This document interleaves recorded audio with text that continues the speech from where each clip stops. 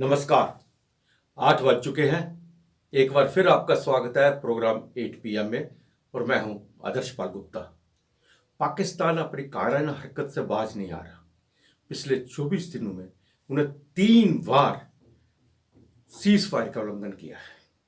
हर बार मुंह की खानी पड़ती है उन्हें। कल भी उन्होंने इंटरनेशनल बॉर्डर पे सांबा संभाग में जो डिस्ट्रिक्ट में रामगढ़ क्षेत्र आता है वहां पे अचानक फायरिंग कर दी। बीएसएफ ने मकबूल जवाब दिया उसको, लेकिन इस फायरिंग में बीएसएफ का एक जवान जो है बुरी तरह से गंभीर रूप से घायल हो गया। बाद में वो शहीद हो गया है। और दूसरी तरफ शोपियां में भी मुठभेड़ हो रही थी, वहां भी टीआरएफ का एक जो आतंकवादी है उन्हें मार दिया गया है। पाकिस्तान बार बार सीज फायर का जो उल्लंघन कर रहा है वो अपने लिए एक बहुत बड़ी मुसीबत को आमंत्रण कर रहा है कि भारतीय सेना और बीएस जवान एक गोली का जवाब कई गोलों से देते हैं। ये पाकिस्तान को समझ लेना चाहिए। पाकिस्तान अपने अंदरूनी हालात को छुपाने के लिए या तो यहाँ पे आतंकवादी को भेजता है या बॉर्डर के ऊपर फायरिंग शुरू कर देता है। लेकिन ये सब समझ रहे हैं, पाकिस्तान के इस हरकत को अंतर्राष्ट्रीय स्तर पर सब जान गए हैं। लेकिन शायद पाकिस्तान के आने वाले दिनों में उसको लग रहा है कि अपने अंदरूनी हालात खराब होंगे, इसलिए ऐसा ही कुछ करे ताकि जनता का जो है, पाकिस्तानियों का जो ध्यान है वो बॉर्डर की तरफ चला जाए। लेकिन अगर पाकिस्तान के सोशल मीडिया को आप देखते हैं तो आप जान गए होंगे कि किस तरह से वहाँ की आवाम जम्मू कश्मीर के लोगों के साथ प्यार करती है, भारतीयों के साथ प्यार करती है। ये बात उन्होंने अच्छी तरह समझ ली है कि पाकिस्तान के हुक्मरान सिर्फ अपनी गद्दी बचाने के लिए हमें अपने ही भाइयों से लड़ा रहे हैं। उसी तरह शोपियां में भी कश्मीर के अंदर दहशतगर्दी का यह आलम है कि हर तीसरे दिन कहीं ना कहीं ये अटैक कर रहे हैं। और आज मुठभेड़ में टीआरएफ का एक जो इनका आतंकी है वो भी मारा गया है। बात करें जम्मू की, तो जम्मू में चौधरी लाल सिंह जो पूर्व मंत्री हैं, ये दिवाली उनकी ईडी के साथ ही मनाई जाएगी, क्योंकि उन्हें ईडी ने 7 दिन के रिमांड में ले लिया है और दिवाली इसी बीच में। उसके बाद ये कोर्ट पे पेश करेंगे। उसके बाद क्या हालात बनेंगे वो उसके बाद ही पता चलेगा। लेकिन इस वक्त ये ईडी की कस्टडी में है। आइए अब नजर डालते हैं आज के समाचारों पर। पाकिस्तान ने फिर किया संघर्ष विराम का उल्लंघन, गोलीबारी में बीएसएफ का जवान हुआ शहीद। सांबा जिले के रामगढ़ सेक्टर में आईबी के पास पाकिस्तानी रेंजर्स द्वारा की गई अकारण गोलीबारी में बीएसएफ का एक जवान शहीद हो गया। पाकिस्तान ने अंतर्राष्ट्रीय सीमा पर बुधवार देर रात एक बार फिर संघर्ष विराम का उल्लंघन किया। जम्मू संभाग के सांबा जिले के रामगढ़ सेक्टर में आईबी के पास पाकिस्तानी रेंजर्स द्वारा की गई अकारण गोलीबारी में सीमा सुरक्षा बल का एक जवान शहीद हो गया। अंतर्राष्ट्रीय सीमा पर पाकिस्तानी रेंजर्स द्वारा 24 दिनों में तीसरा संघर्ष विराम उल्लंघन है। इस गोलीबारी में जवान घायल हो गया, उसे इलाज के लिए तुरंत स्थानीय अस्पताल ले जाया गया। बाद में उन्हें जम्मू के जीएमसी अस्पताल ले जाया गया, लेकिन उन्हें बचाया नहीं जा सका। सीमा सुरक्षा बल ने एक बयान में कहा कि 8-9 नवंबर की रात पाकिस्तानी रेंजर्स ने रामगढ़ इलाके में अकारण गोलीबारी की, जिसका बीएसएफ जवानों ने माकूल जवाब दिया। रामगढ़ सामुदायिक स्वास्थ्य केंद्र ब्लॉक चिकित्सा अधिकारी डॉक्टर लखविंदर सिंह ने कहा कि पाकिस्तानी गोलीबारी में बीएसएफ का एक जवान घायल हो गया और रात करीब 1 बजे इलाज के लिए उन्हें यहां लाया गया था। जेरवड़ा गांव के मोहन सिंह भट्टी ने बताया कि रात करीब 12:30 बजे गोलीबारी शुरू हुई। पहले एक धमाका हुआ, फिर तेज गोलीबारी शुरू हो गई।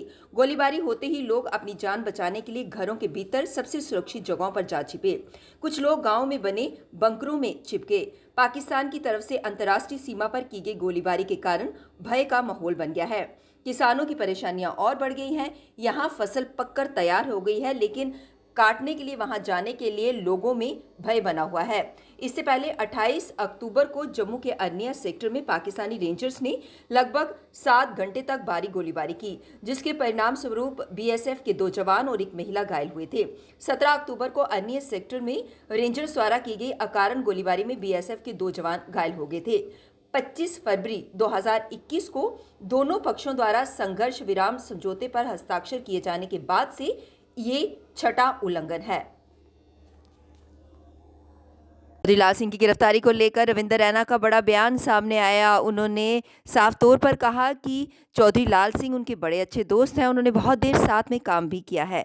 साथ ही साथ उन्होंने कानून पर सब बात डालते हुए कहा कि कानून सबके साथ न्याय करता है और जो भी साफ होगा बिल्कुल सामने आ जाएगा। शोपियां में मुठभेड़, टीआरएफ का आतंकी मयस्सर ढेर, सप्ताह पहले चुना था आतंकी रास्ता। शोपियां में मुठभेड़ हो गई। सुरक्षा बलों ने यहां टीआरएफ का एक आतंकी ढेर कर दिया। मौके से गोला बारूद बरामद किया गया। आसपास के इलाकों में तलाशी अभियान चलाया जा रहा है। कश्मीर जोन पुलिस ने ट्वीट कर बताया कि शोपियां के कोतोहलान इलाके में मुठभेड़ हुई। पुलिस और सेना के जवान मोर्चा संभालते हुए एक आतंकी को उन्होंने ढेर कर दिया। मारे गए आतंकी की पहचान मयस्सर अहमद डार के तौर पर हुई है। वह सप्ताह पहले ही उग्रवादी संगठन टीआरएफ में शामिल हुआ था।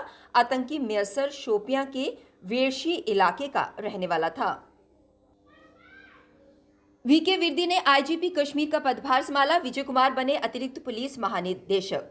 वीके विर्दी ने गुरुवार को कश्मीर रेंज के पुलिस महानिरीक्षक का पदभार ग्रहण किया। आईपीएस अधिकारी विजय कुमार को अतिरिक्त पुलिस महानिदेशक की जिम्मेदारी दी गई है। वरिष्ठ आईपीएस अधिकारी विधि कुमार विर्दी ने गुरुवार को कश्मीर रेंज के पुलिस महानिरीक्षक का पदभार ग्रहण किया। आईपीएस अधिकारी विजय कुमार को अतिरिक्त पुलिस महानिदेशक की जिम्मेदारी दी गई। उन्होंने बुधवार को पदभार संभाला। विजय कुमार ने लगभग 4 वर्षों तक पुलिस महानिरीक्षक के रूप में सेवा की। बावे वाली माता के मंदिर में आज विशेष जागरण का आयोजन किया जा रहा है और जम्मू वासियों से खासतौर पर अपील की गई है कि इस जागरण में ज़रूर भाग लें और माता रानी का आशीर्वाद प्राप्त करें। इस जागरण में बॉलीवुड सिंगर्स और जम्मू के सिंगर्स भी इसमें अपनी गायकी से हर किसी को निहाल करेंगे और साथ ही साथ माता रानी का आशीर्वाद भी प्राप्त करेंगे। आज भी हमारा जो संदेश है वो माँ के भक्तों तक पहुँचाने के लिए आप हमारे तक आए, उसके लिए आपका धन्यवाद। आज रात 8 बजे से माँ का जागरण शुरू होने वाला है, तो मैं आपके माध्यम से सभी देशवासियों को, सभी जम्मू वासियों को ये हाथ जोड़कर इनवाइट करना चाहूंगा कि माँ के दरबार बाबे में पहुंचकर माँ के जागरण में गुणगान करें, माँ का आशीर्वाद प्राप्त करें और जागरण की शोभा बढ़ाएं। इस जागरण में आज माँ का गुणगान करने के लिए बॉलीवुड सिंगर सुल्ताना नूरा जी जो कि पंजाब शहर से आ रहे हैं और जलंधर से राकी सलीम जी, जम्मू से हमारे सांबा से हैप्पी राही जी, एंकर एक नकोदर दरबार में जो एंकरिंग करते हैं राकेश केशु जी, वो भी यहाँ पे आ रहे हैं माँ के दरबार में। और सभी जम्मू के माँ के भगत रात को 8 बजे यहाँ पे पहुंचे और माँ का गुणगान करें। रोजमर्रा की जिंदगी में ऐसे बहुत से हादसे होते हैं, जब वो हो जाते हैं तो हम सोचते हैं कि अगर समय रहते से संभाल लिया होता तो शायद आज ऐसा नहीं होता, लेकिन हम अक्सर उसे इग्नोर कर देते हैं। लेकिन पीपी न्यूज़ लाइन हमेशा यही कोशिश करता है कि लोगों की जो परेशानियां हैं, लोगों की दिक्कतें हैं या कोई भी हादसा जो होने वाला है उससे पहले ही हम विभाग को सचेत कर दें। तो चलिए आज आपको लिए चलते हैं तालाब तिलों की तरफ और सीधी तस्वीरें पीपी न्यूज़ लाइन के माध्यम से दिखाते हैं, क्योंकि वहां पर हमारे रिपोर्टर पीपी न्यूज़ लाइन के रिपोर्टर रुपेश राज जी वहां पर हैं और देखिए किस तरह से तस्वीरें साझा करते हुए बताएंगे आपको कि वहां पर जो पोल है वो किस तरह से टेढ़ा हो गया है और वहां पर बिजली की तारें लगातार वहां से निकलती हैं। किसी भी समय ये पोल नीचे गिर सकता है और एक बड़ा हादसा हो सकता है।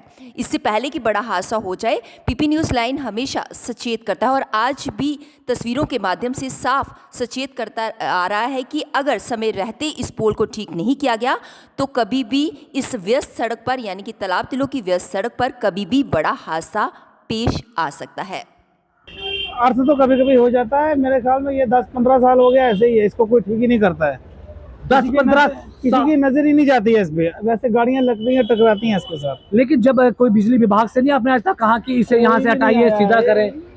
आया नहीं कोई, तो ना पूछने के लिए आया, ना किसी ने इधर बोला है। लेकिन गाड़ी जब बोला था, बोलता जब होंगे तो सारे होंगे, ये सारे जो लगे हैं लाइन पे। अब क्या पता कब होंगे, जब होंगे तब सब हो होंगे। गया तब जाने की वो हादसे का वेट कर रहे हैं कि कोई हादसा हो जाएगा उसके बाद ठीक करेंगे। कोई पता नहीं सर, ऐसा ही कर रहे हैं, ऐसा ही सोच रहे होंगे मेरे ख्याल में। वो हिंदू जागरण मंच युवा वाहिनी द्वारा प्रेस कॉन्फ्रेंस को संबोधित किया गया, जिसके माध्यम से उन्होंने कहा कि जैसे दीपावली बिल्कुल करीब है और जाहिर है पूजा पाठ के बाद पटाखे भी चलाए जाते हैं, लेकिन उनका कहना ये है कि पटाखों पर देवी देवताओं के जो चित्र चित्रित हुए होते हैं, इससे हिंदू देवी देवताओं का अनादर होता है, क्योंकि पटाखे चलने के बाद या तो वो कूड़े के ढेर पर दिखाई देते हैं या फिर हमारे पाँव में आते हैं, जिससे कि देवी देवताओं का अनादर होता है। उन्होंने साफ तौर पर मैन्युफैक्चरर्स यानी कि जो पटाखों पटाखों के मैन्युफैक्चरर्स हैं उनसे साफ तौर पर अपील करते हुए कहा कि ऐसे चित्र यानी कि देवी देवताओं के चित्र पटाखों पर चित्रित ना किए जाएं। करना चाहता हूं और प्रशासन से ये उम्मीद करता हूं कि शासन व प्रशासन, जिस तरह से आप देखते हैं एक सिगरेट की डिब्बी पे लिखा जाता है कि धूम्रपान करना आपकी सेहत के लिए हानिकारक है, और उसके बाद भी वो मार्केट में बिकता है, बड़े धड़ल्ले से बिकता है और गवर्नमेंट को अच्छा रेवेन्यू आता है। तो मैं चाहता हूं कि आप इस पटाखे पे लिख दें कि ये पटाखा जो है ये आपके घर में जलेगा, आपकी ऑक्सीजन की कमी हो सकती है, आप लिखें। पर आप क्या करते हैं, सुप्रीम कोर्ट में याचिका दायर करते हैं कि ये पटाखे बंद होने चाहिए, इससे हमारे समाज में नुकसान होता है। कभी आपने सोचा कि अब डेंगू का बहुत बड़ा जो बीमारी चल रही है उसकी फॉगिंग का काम भी ये करता है, आपने ये नहीं सोचा, पर आपने इसका ये उल्टा मतलब ले लिया। एक दिन के लिए हमारे यहाँ पे दिवाली सेलिब्रेट होती है और उसे बंद किया जाता है। क्यों भाई, हमें क्यों बंद किया जाता है? इतना बड़ा हिंदू समाज होने के नाते हम प्रशासन और शासन की कही बातों को सुनकर हम अपने घर में पटाखे चलाना बंद कर देते हैं। मैं कहता हूं एक दिन हमें दिया गया है, भगवान राम जी इस दिन अयोध्या में 14 वर्ष का वनवास काट के वहां लौटे, और उसके बाद हमें एक सुनहरा मौका मिला कि हम अपने शिवसेना डोगरा फ्रंट के प्रधान अशोक गुप्ता ने आज जोरदार प्रदर्शन किया। उन्होंने पाकिस्तान के खिलाफ प्रदर्शन करते हुए कहा कि 2021 में पाकिस्तान के साथ ये तय हुआ था कि जब फसलों की कटाई होगी तो सीज़फायर का उल्लंघन नहीं होगा, लेकिन वो टस से मस नहीं हो रहे, अपनी बात से बाज नहीं आ रहे, और हम पाकिस्तानियों के साथ क्रिकेट मैच खेलने की तैयारी कर रहे हैं, जो कि सरासर गलत है। उन्होंने कहा कि फौरन तौर पर यहाँ से पाकिस्तानियों को उनके देश वापस भेजना चाहिए। 2021 के अंदर तय हुआ कि जब भी हम फसल की कटाई करेंगे सीज फायर होगा, और आज सीज फायर का उल्लंघन कर दिया गया। पाकिस्तान बाज नहीं आ रहा है। पाकिस्तान ने 18 दिनों के अंदर 3 घटनाएं कर दी, और हम उस पर कार्रवाई करने का प्रयास नहीं करना चाहते हैं। पाकिस्तान लगातार सीज फायर का उल्लंघन कर रहा है, हिंदुस्तानियों को नुकसान पहुंचाने का प्रयास कर रहा है, और हम क्रिकेट का मैच खेलने की तैयारी कर रहे हैं, क्रिकेट का मैच खेल रहे हैं। अरे जो क्रिकेट की टीम आई हुए है उसको फौरन यहाँ से बाहर भेजने का प्रयास पाकिस्तान करना होगा। वो शहीद जो रामगढ़ के अंदर शहादत हुई है वो बार बार प्रश्न करने का प्रयास करना चाहता है। मेरी शहादत के बदले में मैच कितनी बार खेलने का प्रयास होगा, और जब हमने करा था पाकिस्तान जो हमारे साथ व्यवहार करेगा उसका जबरदस्त उल्लंघन करते हुए हम उसका जवाब देंगे। क्या चाहते हैं, किस तरह की कार्रवाई होनी चाहिए पाकिस्तान के खिलाफ? अरे बालाकोट एक बार और उड़ना चाहिए, और बालाकोट के माध्यम से पाकिस्तान को लेसन देने का हमको प्रयास करना चाहिए। 71-65 की जंग जब तक नहीं होगी ये पाकिस्तान सुधरने वाला नहीं है। इसलिए मैं कहना चाहता हूँ कि मैच खेल करके हम अपने शहादत को बदनाम करने का प्रयास करना चाहते हैं। हम मैच खेल रहे हैं, वो हमारे फौजियों को शहीद कर रहे हैं। फौरन यहाँ से टीम को वापस रवाना करना चाहिए और बदला लेना होगा, बालाकोट करना होगा, 65-71 की जंग करनी होगी, तब जाकर के सारी व्यवस्था का निर्माण होगा।